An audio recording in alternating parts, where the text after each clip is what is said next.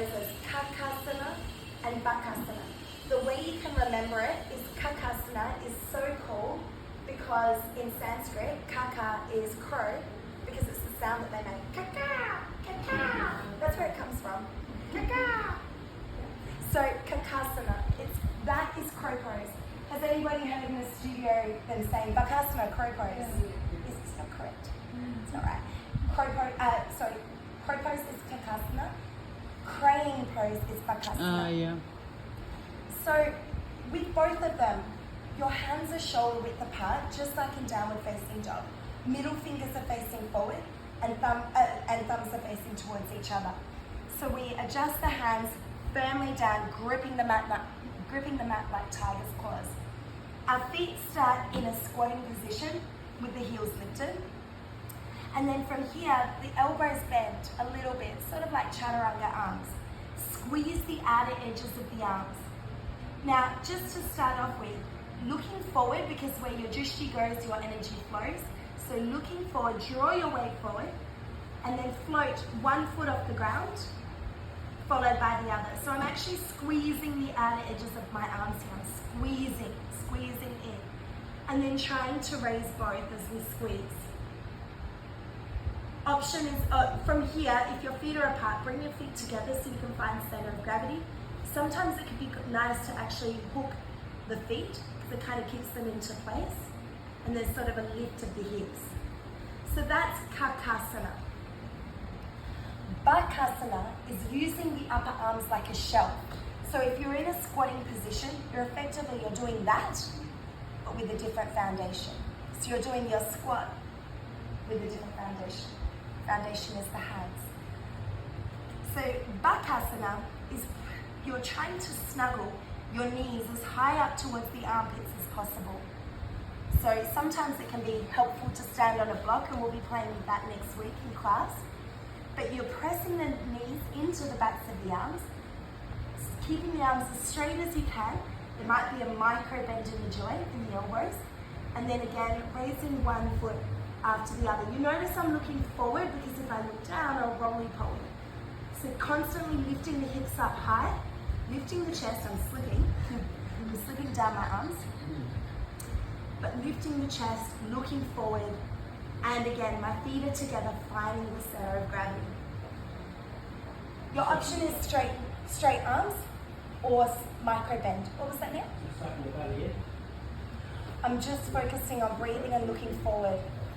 Yeah, I'm more focused on lifting the hips up high. I'm not focused on Uddiyana Bandha or, yes, anything there. I'm more focused on stacking the bones and finding center of gravity, but breathing deeply. So if I bring my awareness to my belly, no, there's no engagement there. It's more focusing on lifting the hips high because that will help me to stabilize, to find the center of gravity. Sure. So Kakasana, if I stay silent here, Kakasana, squeeze. Come from the side. Bakasana, rest or press. You can't see it from there. Yeah. Look, she'll... Sorry, it's okay. I love this pose. So squeeze. Kakasana. Bent elbows, quite generous. Okay. The other option as well is pressing the elbows into the section where your calf muscle meets your thighs. That line. You can try that with the slightly wider hands and then rock your body weight forward. Okay. So which one's this? Kakasana. Kakasana. This is crow, okay. Yep. And the other one is... And then Bakasana Crane. is Crane. pressing your knees. So you're using your upper arms as a shell. This is To the the very very one. side. I can't Yeah. do this one. And then trying to straighten the arms as much as possible. It can put quite a lot on the wrist though. So just being gentle on the wrist. I find a lot of people are kind of starting like that, but they want to get to obviously but they want to get to the crane pose starter. So what's the kind of Progression. what suggests is it like the type At what point to tell them? Yeah, or like what's Lifting the hips up high to start with. Yeah. Yeah, so from here it's almost like a rocking over, stacking the joints, sort of like tipping over Yeah. action. whereas this one is squeezing. Yeah. So it would just be guiding down. If you have if you work out a lot, if you do a lot of weight bearing exercise with your arms especially, you might find that practicing Bakasana creates bruises in the backs of your arms. It's like a trigger point massage. So that your patella, your bones in your knees pressing into your triceps can be a little bit uncomfortable. I wouldn't say painful, but you know, it's like going to a massage therapist. Yeah, so it can, like, it's pretty normal to have bruises from Bakasana practice if you're quite new to it. So everyone, I'll move. How would you do like with wrist pain? You can have fists, create fists. Is there any other way? No.